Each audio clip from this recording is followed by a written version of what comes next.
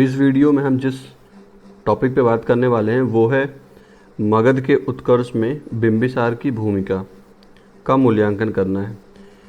Evaluate the role of Bimbisara in the rise of Magadha. तो ये question जो है 6 मार्क्स का MPPSC मेंस 2019 में आया हुआ है। तो देखिए इस क्वेश्चन में हमें बिंबिसार का जो रोल था मगध के उत्कर्ष में वो बताना है और लास्ट में हमें स्टेटमेंट भी देना है, क्योंकि इसने बोला हुआ है इवैल्यूएट, मूल्यांकन करना है। तो हमें एक स्टेटमेंट देना होगा कि हाँ, हम पहले बातें बताएंगे कि कौन सी बातें हैं जिनसे कि मगध के उत्कर्ष में इनका कंट्रीब्यूशन था। उसके बाद फिर हम अपना स्टेटमेंट देंगे कि हाँ इस प्रकार से था। तो देखिए आंसर का जो स्टार्टिंग है वो हम इनके बारे में थोड़ी सी जानकारी से करेंगे। तो थोड़ी सी जानकारी ये है कि इनका टाइम पीरियड क्या था।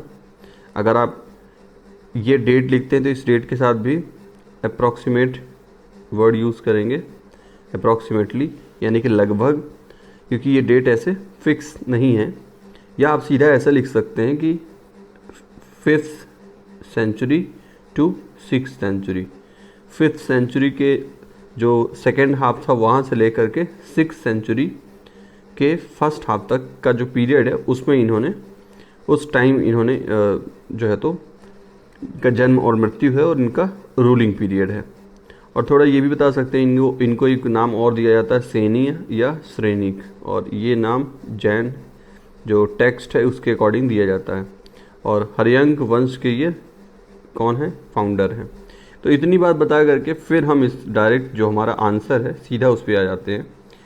तो हमें देखिए 3 बातें थी इनके लाइफ की जिनकी वजह से हम कह सकते हैं कि मगध का जो राइज था उसमें इनका कंट्रीब्यूशन था। तो पहली बात ये थी कि मगध के ईस्ट में एक किंगडम था अंग, एक जनपद था अंग देश। तो अंग देश को इन्होंने जीत लिया था। दूसरा था इन्होंने मैट्रिमोनियल रिलेशनशिप बनाए थे, मैट्रिमोनियल अलायंस बनाए थे, वैवाहिक संबंध बनाए थे शासकों के साथ।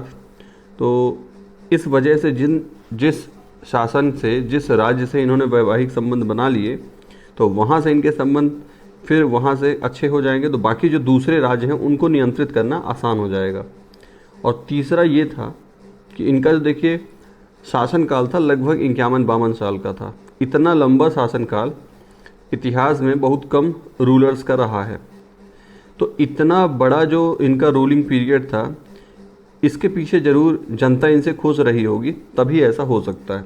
और ऐसा था क्योंकि उस टाइम पे जो धर्म गुरु थे वो थे भगवान बुद्ध, और भगवान बुद्ध का इनको क्या था, आशीर्वाद प्राप्त था।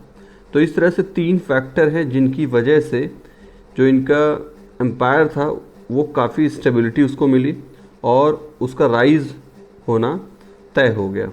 तो एक एक करके बात करते हैं। तो सबसे पहले देखिए हमने बताना है कि भाई इनका जो किंगडम था उसका एक्सपेंशन इन्होंने किया, और स्पेशली एनेक्सिएशन था किसका, अंग का। अंग देश को अपने कब्जे में लिया जो कि पूर्व की तरफ था। और इसकी वजह से जो बाद के में एक्सपेंशन हुए उसके लिए एक अच्छा फाउंडेशन मिल गया कि इसको कैप्चर करने से, अंग को कैप्चर करने से।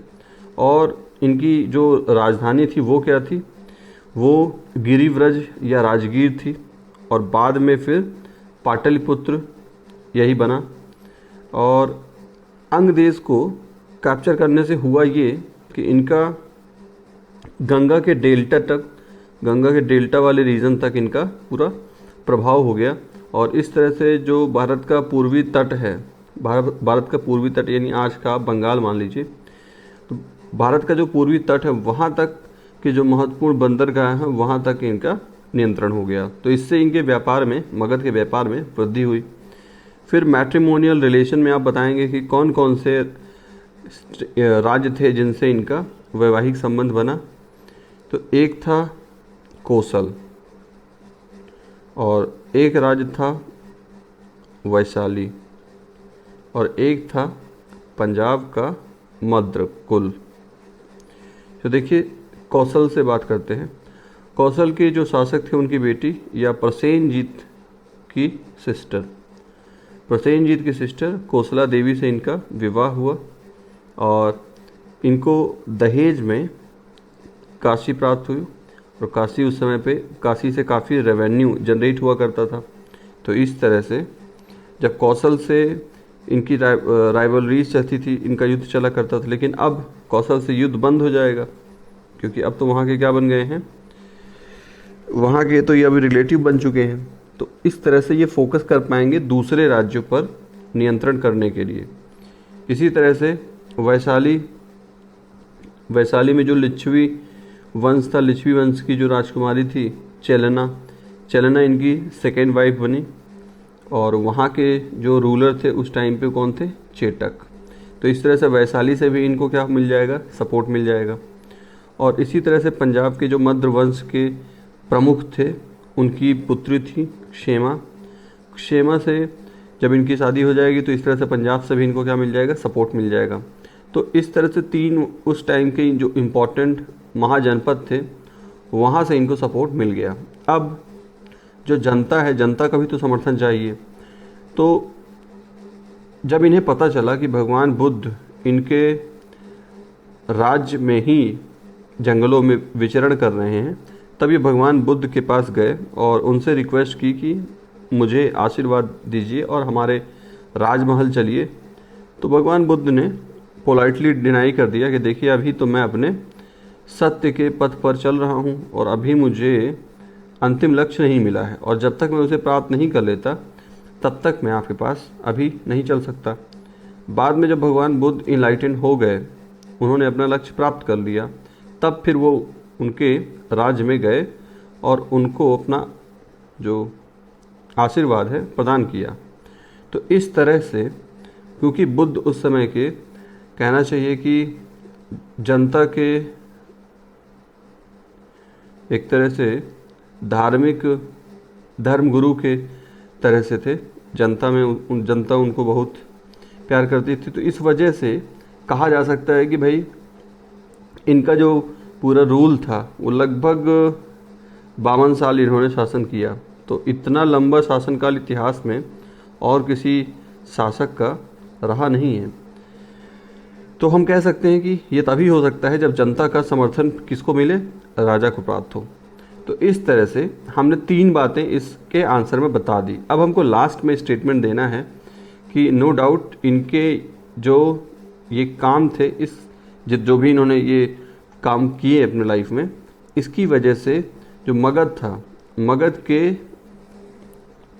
राइज होने में इसका कंट्रीब्यूशन बहुत इम्पॉर्टेंट था। तो ये था हमारा आंसर। वर्ड लिमिट मैंने थोड़ा सा ज़्यादा ही ली है कि जिससे आपको अगर कुछ फैक्ट्स अगर मिस भी हो जाएं तब भी 100 तक आप पहुंच जाएं। तो हमें क्योंकि 6 मार्क का क्वेश्चन है तो 100 वर्ड्स तक ही हमको लिमिट करके रखना है अपने आंसर को। तो आई होप अब आपको ये क्लियर हो गया होगा आंसर। Thank you.